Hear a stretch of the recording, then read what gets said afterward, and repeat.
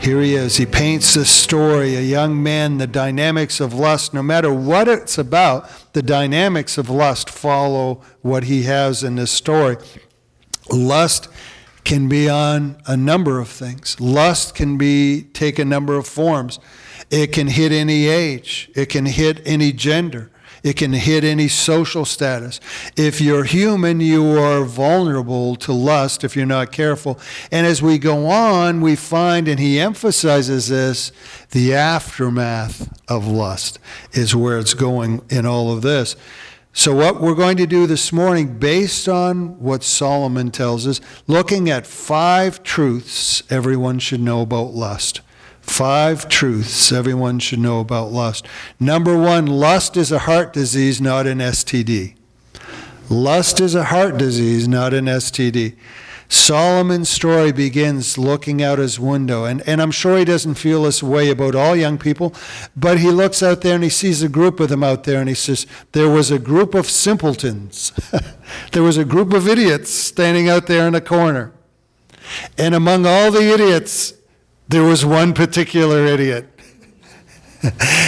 You know, you're a real winner when you're in a group of idiots and you get picked out as the poster child for idiots. You know, that's not very good. But as he describes this, the wording is a lot deeper than you would think. It says he was devoid of understanding, but if we went back to Solomon's language and we actually look, the transliterated words would be probably closer to deficient of heart. The context meaning this young man was void of any center is another way this could be put.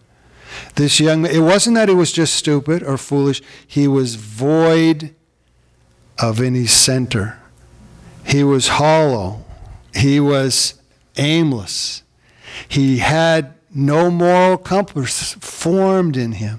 He was there for the picking.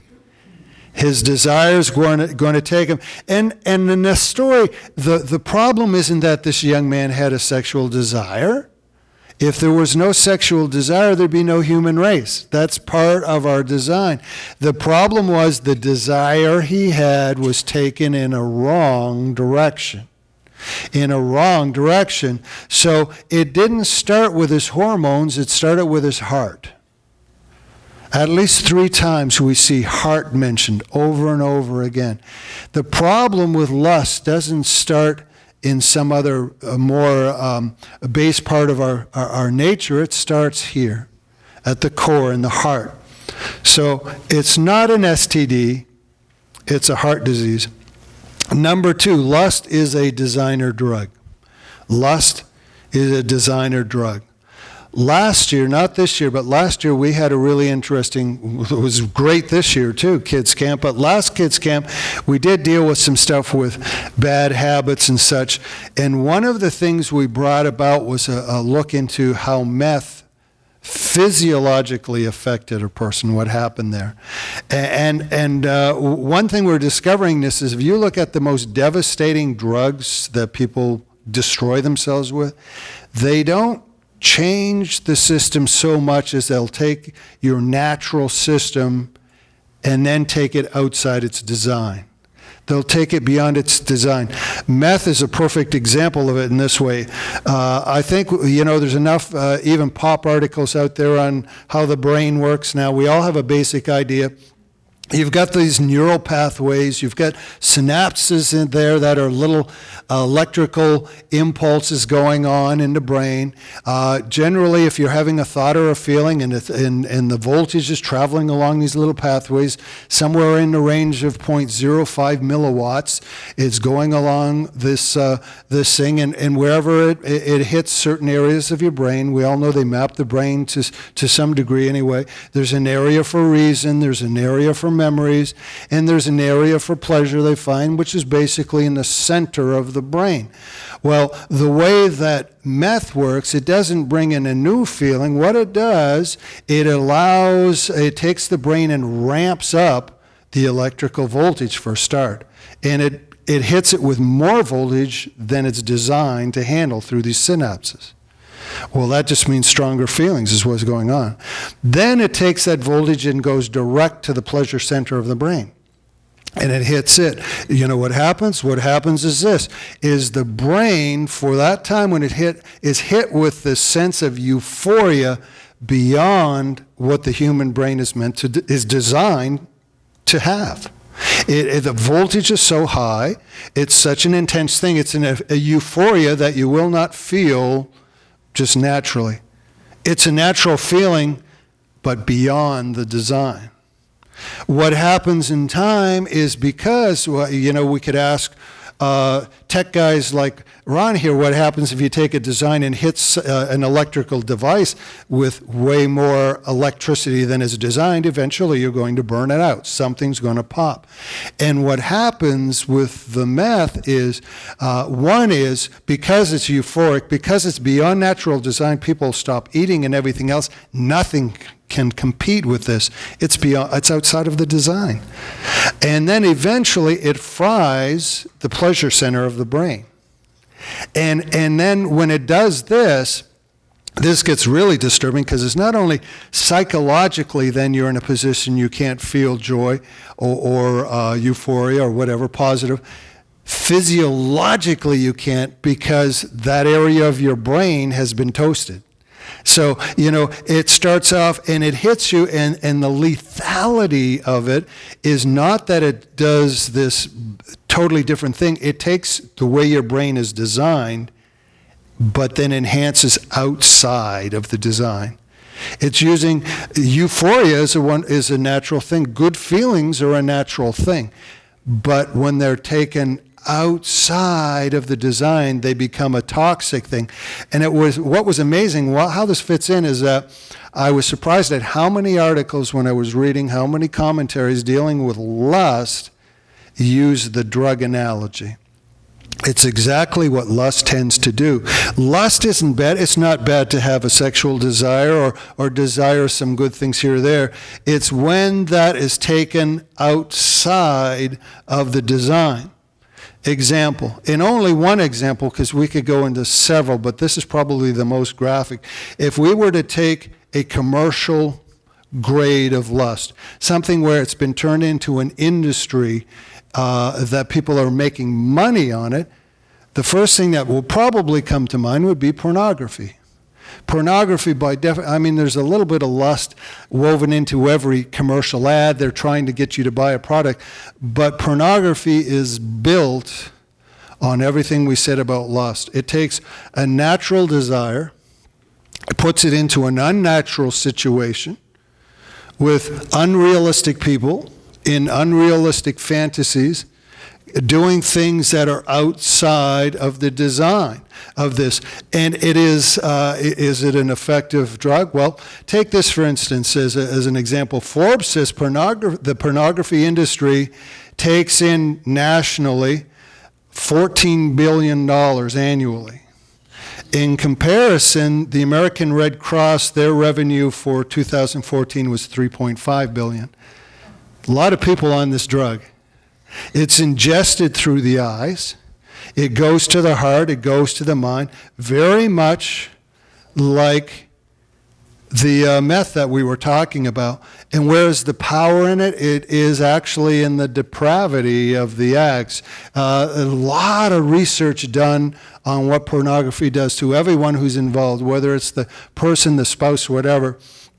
And basically, the way it works is even just take the normal healthy man watching.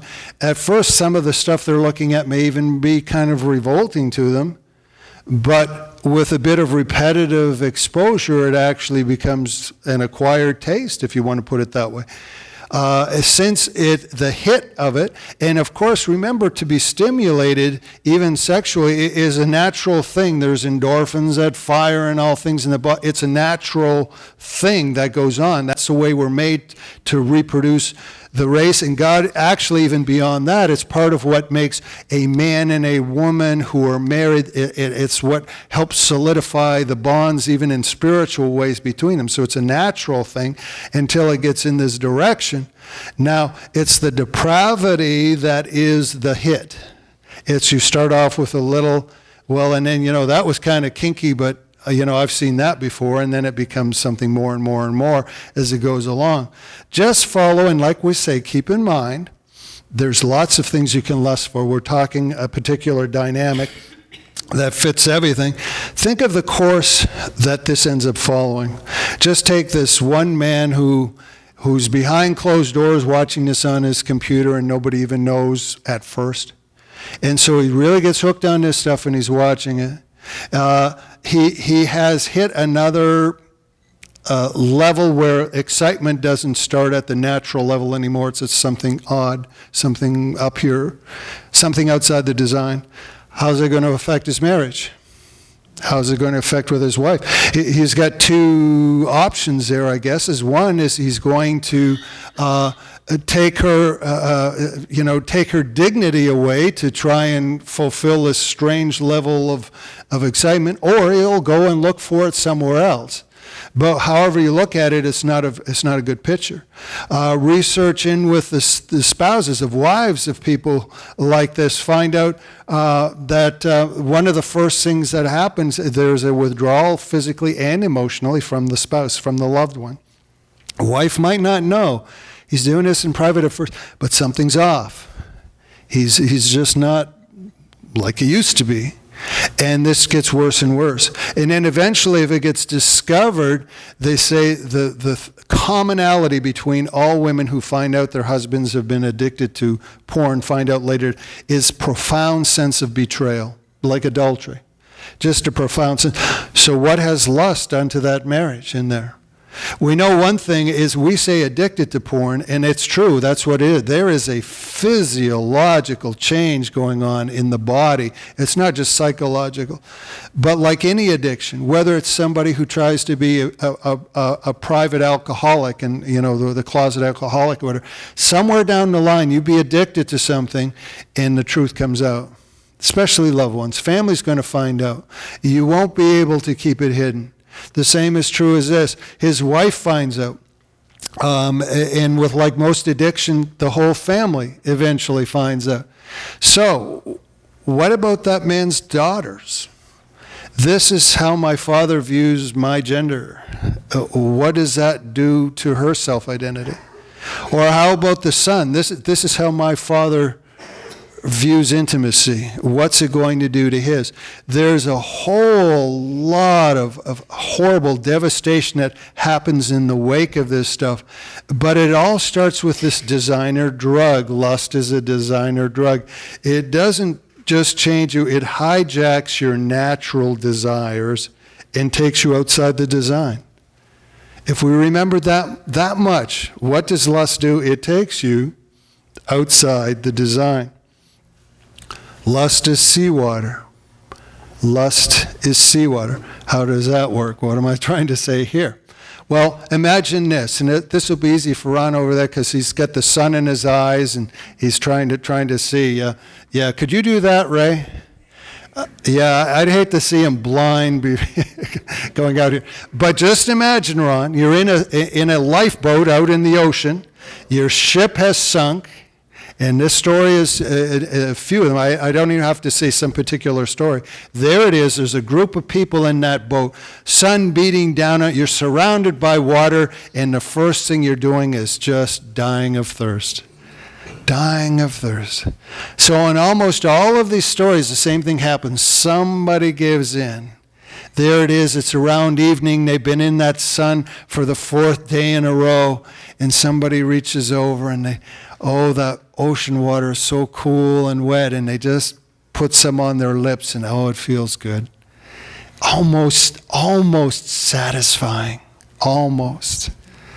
So just a little water, and of course that felt almost satisfying, so they take, I'm dying of thirst, I need to drink. It's a natural desire. They take that first gulp of water. So what happens? Let's back to the design thing. The ocean is 35 parts salt per 1,000 molecules of water, however you want. 3.5%. Your body is designed to handle 1.2%. to 5% of salt. If you drink something to that layer, your kidneys handle it fairly well. Go beyond that, you are outside the design. So as he drinks the salt water, it feels good at first. Man, it is cold, it is wet, it feels almost satisfied until his kidneys kick in. And now his kidneys have to get rid of that salt. So what do? They use the body's reserve of fresh water to flush out the salt from the salt water. So in effect, as he's drinking and it's almost satisfying, he's killing himself with thirst. And of course it'll happen. Whoever that man is in that boat, he will be the first one to die of thirst. He's the only person to have been drinking, and he'll be the first one to die of thirst. Almost satisfies. Lust is like that. It almost satisfies. It seems good. Solomon would put it like this. Proverbs 9:17, stolen water is sweet, and bread eaten in secret is pleasant, but he does not know that the dead are there. The first guy to die in the lifeboat, that her guests are in the depths of hell. Almost satisfied. Man, that can string you on for a long time. Whether you're talking a gambling habit or whatever habit, it could be anything. As alcohol or porn or whatever we were talking, it almost satisfies. You start off with the first little sip of that seawater, that first little sip. It almost satisfies, so you take more. That almost satisfied, and you take more, and you take more, and you take more. For him, he ends up dead, the first dead in the boat. For us, as we look at it, almost satisfied, people don't even imagine where they'll end up when they take the first sip of whatever it is. Lust kills because it is almost satisfying. The fourth truth about lust is this. It's a fork in the road. It's a fork in the road. Now, if you can remember the little story of Solomon that we read, even just in the top of your head going back, how many times did that young man make a choice? He was hanging around with a group of idiots that he chose to hang around with. He was out there at the street corner. There's another choice. He knew this woman. It was obvious that they had a relationship. He chose to have a relationship. But the thing that Solomon hits on the most is the fact that he chose to follow. And when he followed, this is it. The first service they did, they brought it down to one thing. Okay, the lesson is lust is a trap. Well, you kind of got it. In fact, it's a Venus fly trap, isn't it? It takes something that he naturally would like and just enhances it in a lethal way. Here this guy follows her, and at that point, he's an ox to the slaughter. He is a bird rushing into the snare. That's what lust does. It entraps. Lust is a natural thirst in that first sip of seawater. It's death just waiting to happen if we give it a chance. There's two outcomes. Is either we find that way in which we are not the victim of lust in some form, or we become the ox to the slaughter and the bird to the snare. Those are the two choices that are given to us.